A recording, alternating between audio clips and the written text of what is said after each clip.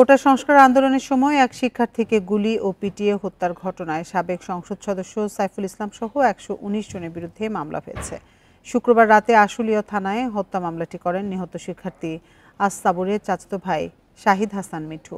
ঢাকা ১৯ সাভার আসনের সাবেক সংসদ সদস্য সাইফুল ইসলাম সহ ১১৯ জনের নাম উল্লেখ সহ অজ্ঞাতনামাদের আসামি করা হয়।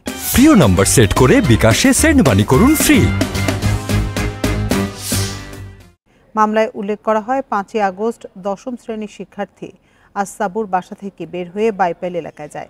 এ সময় কোটা সংস্কারের দাবিতে আন্দোলনরত শিক্ষার্থীদের ওপর হামলার সময় গুলিবিদ্ধ হয়ে মারা যায় সাবুর।